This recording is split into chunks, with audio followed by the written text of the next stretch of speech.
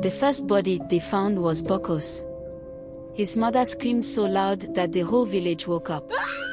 His skin was pale, his lips black, his eyes open like he had seen something terrible before he died. The elders whispered among themselves, but everyone knew what had happened. Bako had crossed the river at night.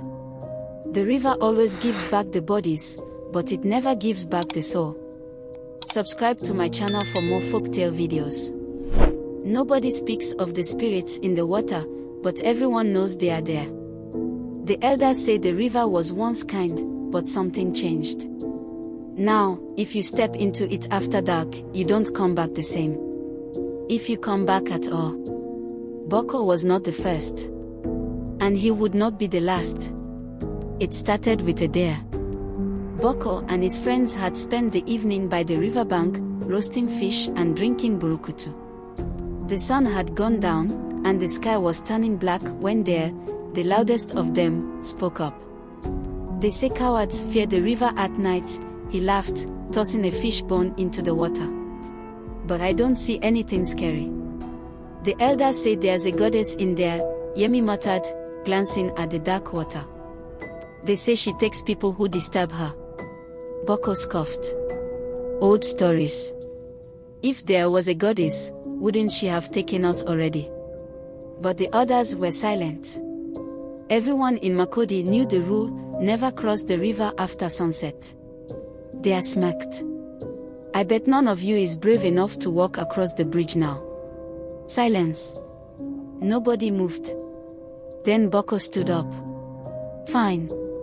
I'll do it. They all looked at him, wide-eyed. Bako, don't be stupid, Yemi hissed. This is not a joke. But Bako was already moving.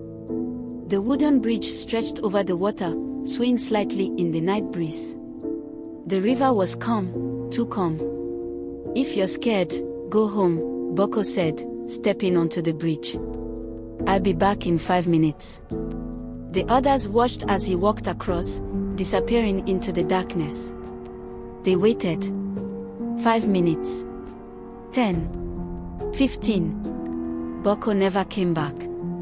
By morning, the whole village knew. A search party was formed, and the men paddled their canoes down the river, calling Bako's name. They found nothing. For 2 days, his mother refused to eat, waiting by the riverbank, whispering prayers under her breath.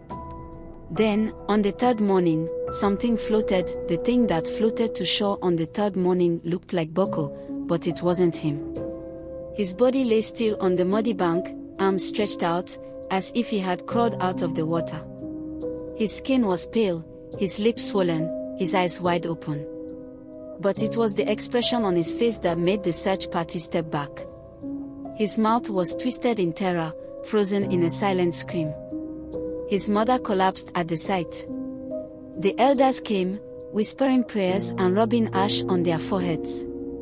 They ordered the men to wrap the body in white cloth and take it away before the sun got too high. Nobody spoke of it, but everyone was thinking the same thing. Bako had seen something before he died. Something that took his soul. That night, the elders gathered in the chief's hut. Only the oldest men were allowed inside. This is the river's doing, Baba Danjuma said, his voice low. We warned them. The river does not forgive. Chief Odo sighed, staring into the fire. The boy was foolish. But we must not let this happen again. We must tell them the truth, another elder spoke up. Chief Odo shook his head. No. If the young ones knew what lies beneath that river, they would run. And the river does not like cowards. Baba Danjuma looked at the others. Then we do as our fathers did. We give the river what it wants. There was silence. The fire crackled. Then the chief nodded. Tomorrow, we make the sacrifice. In the old days, before Makurdi had roads and bridges, the river was worshipped.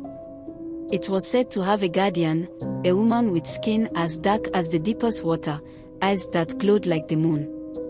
She protected those who respected the river and punished those who disrespected it. She was called Oshimili.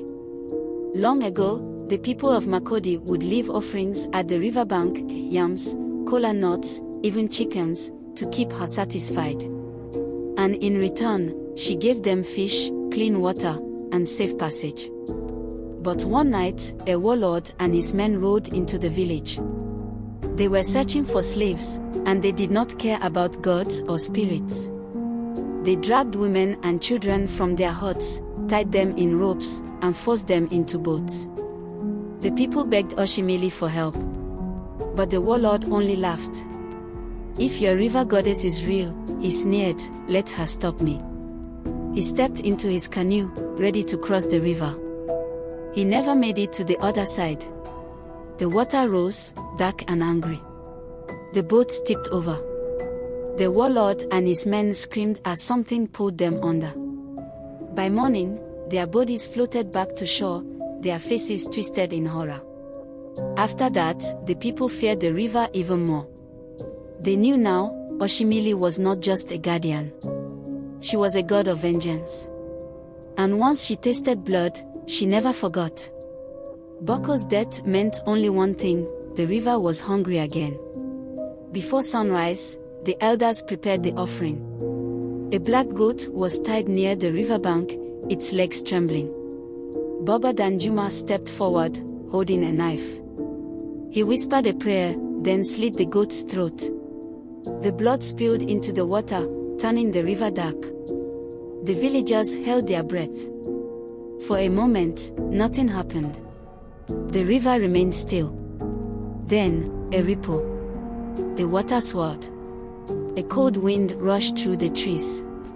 The villagers stepped back, hearts pounding. Oshimili had accepted the sacrifice. For now. After that day, nobody spoke of Bako again. His mother left the village, her eyes empty, her voice gone. The bridge was abandoned. But sometimes, at night, if you stand by the river, you will hear whispers. Soft voices calling your name. If you listen too long, you will feel something cold brush against your skin, like fingers reaching from the water. And if you step too close, just one step too close, you may never step back again. The people of Makurdi know this well.